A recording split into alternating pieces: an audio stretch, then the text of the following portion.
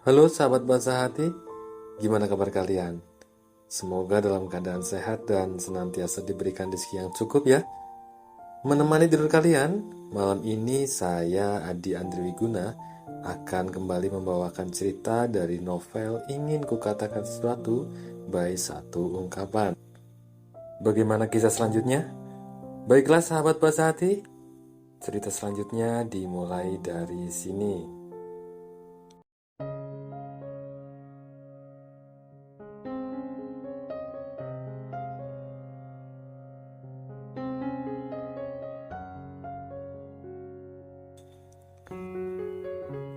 Agar dapat menjawab panggilan telepon dari pelanggan kapan saja, Sin selalu memakai Bluetooth headset di telinganya. Sementara, headset itu memainkan lagu Rihanna featuring Drake yang berjudul Work. Begitu mendengarkan lagu beritme cepat, Sin dalam benaknya juga teringat saat dirinya pertama kali bertemu Giana 3 tahun lalu. Sin lahir dari keluarga terkaya di dunia. Dunia hanya mengenal keluarga Rockefeller, DuPont, ataupun Morgan. Akan tetapi, dunia tidak mengenal sebuah keluarga paling misterius, yaitu keluarga Yuwono. Aset keluarga Yuwono pun melebihi ratusan triliun. Tetapi keluarga mereka sangat low profile sehingga tidak terlihat di dalam daftar orang kaya di dunia. Tidak hanya itu, keluarga mereka juga memiliki cara berbeda dalam mendidik keturunannya. Kakek Sin sangat memperhatikan perkembangan anak-anak di keluarga Yuwono. Contohnya saja Sin. Dia sudah mempelajari seni bela diri sejak berusia 5 tahun. Di saat yang sama, dia juga mempelajari piano dan biola. Pada usia 18 tahun, Sin sudah menyelesaikan 4 tahun pendidikannya di Universitas Bisnis di Amerika Serikat. Untuk mengasah temperamen Sin, kakek mengatur agar Sin masuk ke dalam sebuah keluarga kelas 2 di Jakarta, yaitu keluarga Wangsa sejak 3 tahun lalu. Dalam 3 tahun terakhir, dia mengalami pahitnya penghinaan di dalam keluarga Wangsa. Tetapi dia menanggung semua itu dan berhasil menyelesaikan ujian selama 3 tahun. Setelah bertengkar dengan istrinya hari ini, sebenarnya Sin ingin pulang ke rumah dan mengatakan pada istrinya bahwa dia adalah seorang triliuner. Sangat disayangkan. Giana, aku tidak tahu bagaimana jadinya suatu hari nanti ketika kamu mengetahui identitas asliku. Sin benar-benar sangat menantikannya. Setelah selesai mengantar pesanan, pada pukul 8 malam, Sin kembali ke rumahnya di lantai 9 komplek apartemen di Alam Sutra, Tangerang. Kamu sudah pulang? Malam ini kamu tidak perlu masak. Aku sudah memesan makanan dari luar. Kemarilah untuk makan. Tak seperti biasanya, Giana sudah kembali terlebih dulu. Padahal dia sangat jarang terlihat menyiapkan makanan untuk Sin. Sebelumnya, Sin lah yang selalu menyiapkan makanan 3 kali sehari. Sin mengenakan sandal rumahnya dan menjawab dengan acuh tak acuh. Tidak perlu, aku datang untuk mengamasi barang-barangku. Sambil berbicara, Sin berjalan menuju kamarnya. Kamar tidurnya terpisah dari kamar Giana. Secara hitam di atas putih, keduanya merupakan suami istri yang sah. Akan tetapi, selama 3 tahun terakhir ini, mereka tidak pernah sekalipun tinggal di satu kamar yang sama. Tentu saja Giana marah dan berjalan memasuki kamar Sin. Kedua tangannya berkaca pinggang pada pinggang rampingnya. Kemudian dia berkata, "Kenapa? Kamu masih ingin pergi meninggalkan rumah untuk masalah sekecil ini? Apa kamu perlu sampai berbuat seperti ini?" Sin tetap saja memasukkan pakaian ke dalam kopernya dan membalas dengan marah. "Masalah sekecil ini? Kamu merasa bahwa selingkuh hanyalah suatu masalah kecil?" Giana memalingkan pandangannya dan tidak tahu harus berkata apa. Namun, kemudian dia menjawab, "Memangnya kenapa? Apa jangan-jangan kamu harus mengharapkanku untuk meminta maaf padamu? Kamu makan, minum, dan tinggal di rumahku. Walaupun aku melakukan suatu kesalahan padamu, seharusnya kamu menanggungnya." Sin menutup kopernya dengan keras dan berkata dengan marah, "Aku sudah bersabar menghadapi keluarga Wangsa kalian ini selama 3 tahun. Aku sebagai suami melayanimu bak seorang putri. Tapi dalam 3 tahun terakhir, kamu sama sekali tidak pernah menghargai diriku."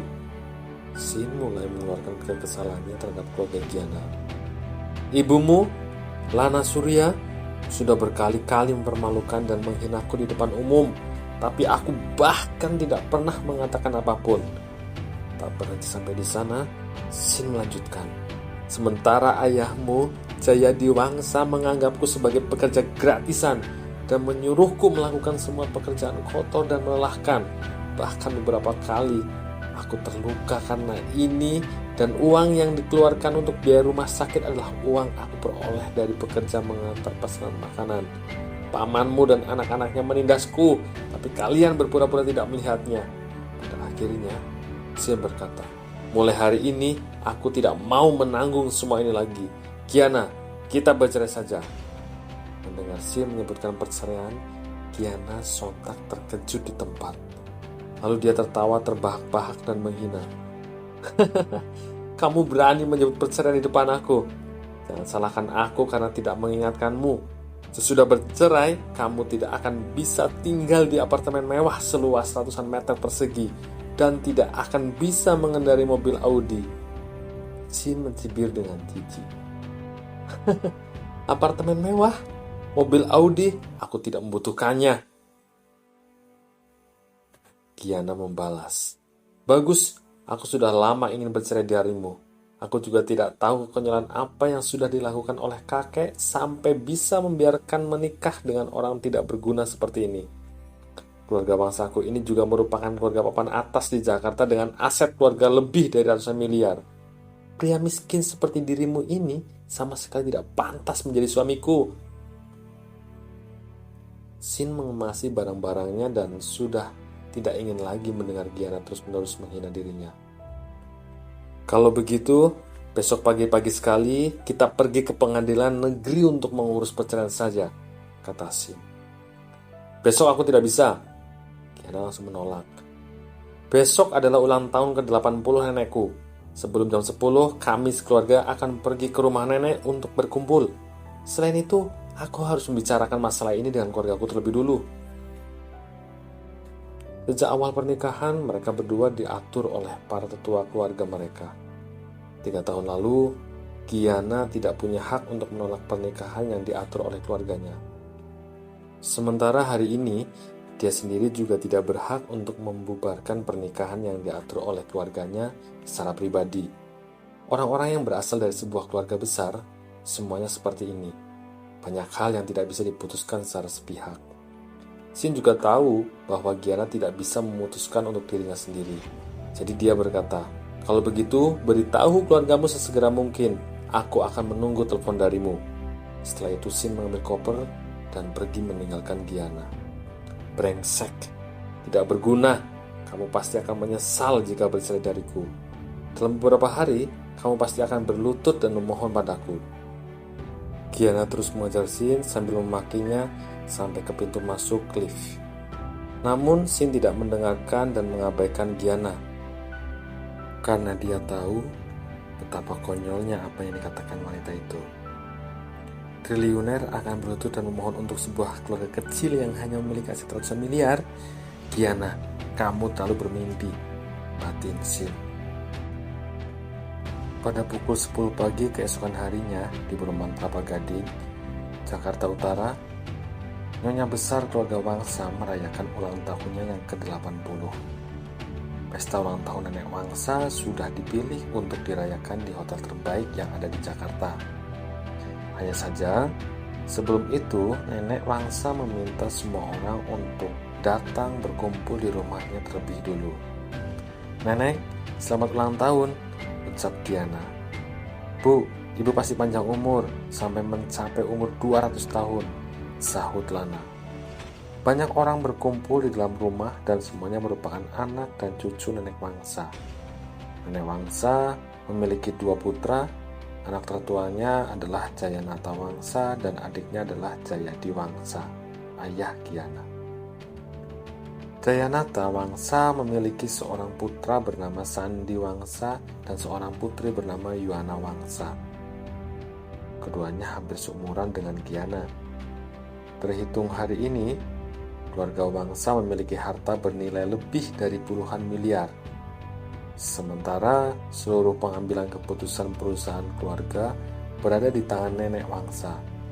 Oleh karena itu, Jayanata dan Jayadi bersaudara selalu mencoba melakukan yang terbaik untuk menyenangkan nenek dan bersaing untuk memperebutkan harta keluarga Wangsa. Di tengah ruang tamu, nenek Wangsa sedang duduk di kursi mahoni senilai ratusan juta. Sambil memeluk seekor anjing pudel, nenek Wangsa melihat kado-kado yang diberikan oleh anak dan cucunya, mendengarkan ucapan selamat yang diberikan oleh mereka dan mengangguk dengan gembira.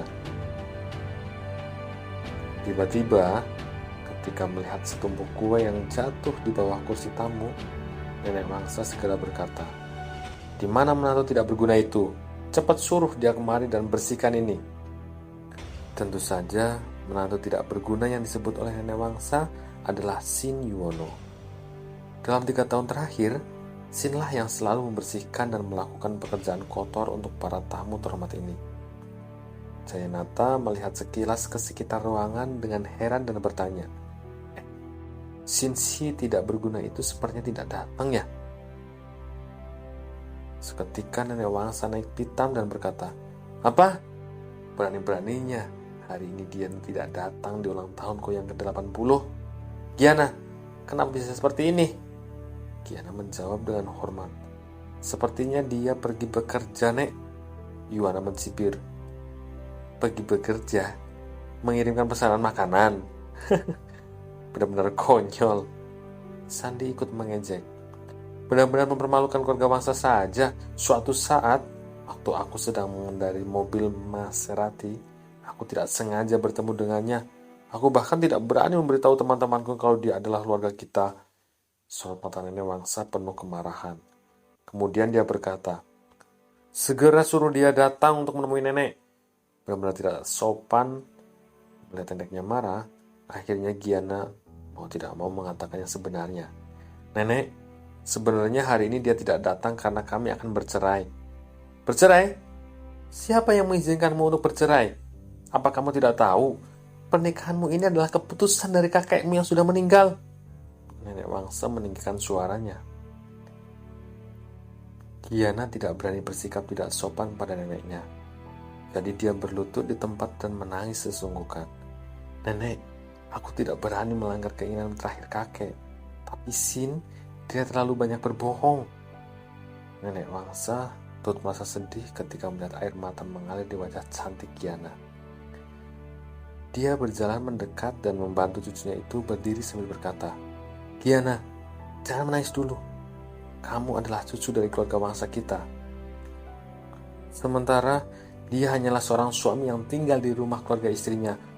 Bagaimana bisa dia menindasmu seperti ini? Bilang pada nenek. Nenek akan membantumu untuk memberinya pelajaran." Giana menyeka air mata yang berhasil dia keluarkan, lalu berkata pada semua orang, "Sin sudah memiliki wanita lain di luar sana." Nenek Wangsa sangat terkejut, hingga tubuhnya gemetar. Tetapi untungnya, Jayanata segera datang untuk menahan wanita tua itu dan menjaga keseimbangan tubuhnya. Nenek Wangsa sangat marah dan memaki. "Dasar bajingan, selama 3 tahun ini kita sudah memberinya rumah yang besar dan mobil yang mewah untuk dikendarai. Bukannya mencintaimu dengan sepenuh hati, dia justru memiliki wanita lain di luar sana." Giana tidak mengakui kesalahannya, tetapi justru menumpahkan kesalahan pada suaminya itu. Dia mengkambing hitamkan Sin dengan mengatakan bahwa Sin sudah berselingkuh dan dengan mudah mendapatkan kepercayaan nenek Wangsa. Ini semua karena Giana tahu bagaimana caranya menyembunyikan keburukannya dan selalu bersikap seperti gadis baik-baik di depan keluarganya. Jika bukan karena Shin melihat Gianna di hotel kemarin, Shin akan selalu berpikir bahwa meskipun Gianna adalah seorang gadis yang sedikit arogan, dia adalah gadis yang berhati tulus. Orang tua Gianna turut tertipu oleh putri mereka dan keduanya bergantian memaki Shin. Sebaliknya, suasana hati keluarga Jayanata justru berkebalikan dengan mereka. Yuana bersenang-senang di atas penderitaan orang lain dan berkata, "Kak Gianna, bukankah kamu wanita tercantik di Jakarta? Kamu memiliki tubuh yang bagus dan kecantikan di atas rata. Mana mungkin bisa dibandingkan dengan wajah lain?" Yuana memiliki tubuh yang seksi, sehingga tanpa memperlihatkan wajahnya pun, dia mendapatkan pujian dari 10 juta penggemar hanya dengan membagikan video pendek sosok bagian belakang tubuhnya. Dia adalah seseorang yang memiliki penggemar terbanyak di antara semua YouTuber yang tidak menampilkan wajahnya. Akan tetapi, Yuana memiliki kecantikan yang biasa-biasa saja jika dibandingkan dengan Gianna. Oleh karena itu, dia selalu iri pada Gianna. Sandy juga tersenyum dan berkata, "Gianna, jangan salahkan kakak yang mengatakan padamu bahwa kamu juga bertanggung jawab dalam hal ini. Kamu sudah menikah selama 3 tahun, tapi kamu tidak membiarkannya menyentuhmu. Semanis apapun buah melon, jika tidak bisa dimakan, melon itu tidak akan ada gunanya kan? Tidak heran kalau Shin sampai mencari wanita lain di luar sana." Pada saat itu, Lana yang merupakan ibu Gianna berdiri dan berbicara mewakili putrinya. "Sandy, apa yang kamu katakan ini tidak benar. Apa status Gianna kami? Sementara apa status Shin itu? Jika Gianna memang benar-benar melakukan hubungan suami istri dengan pria tidak berguna itu, bukankah itu artinya dia sudah mengotori tubuh Gianna kami?" Sandy mendengus dingin dan berkata, "Cih, bukankah kalian berpikir bahwa dengan menjaga kesucian tubuh Gianna, kalian bisa menemukan kesempatan untuk membuang Shin dan mencari menantu yang memiliki lumbung emas, kan?" Lana sontak tercengang. "Kamu... Sudah, jangan bertengkar," nenek Wangsa berseru dengan lantang. "Bahkan jika Gianna memang berbuat seperti ini, suaminya itu juga tidak boleh mencari wanita lain di luar sana. Dia anggap apa keluarga Wangsa kita ini? Segera panggil bajingan itu untuk datang kemari. Nenek akan menghukumnya." Nenek Wangsa kembali duduk di kursi mahoni sambil mengelus-elus anjing pudelnya untuk menenangkan suasana hatinya. Nenek Wangsa kemudian berkata, "Hari ini nenek meminta kalian untuk datang ke sini lebih awal karena ada satu hal yang ingin nenek sampaikan pada kalian." Jayanata, Jayadi, dan yang lainnya duduk dengan resah, menunggu instruksi Nenek Wangsa. Nenek Wangsa berkata, "Kemarin, grup Citra Abadi baru saja mengangkat seorang presiden direktur. Tidak ada yang tahu siapa dia dan dari mana asalnya. Kalian juga tahu bahwa Duta Jaya Properti milik kita selalu bekerja sama dengan grup Citra Abadi. Baru-baru ini, kita sedang mendiskusikan mengenai pendanaan sebesar 150 miliar. Sementara kontrak tersebut masih belum ditandatangani. Oleh karena itu, memiliki hubungan yang baik dengan ketua baru grup Citra Abadi adalah hal terpenting saat ini.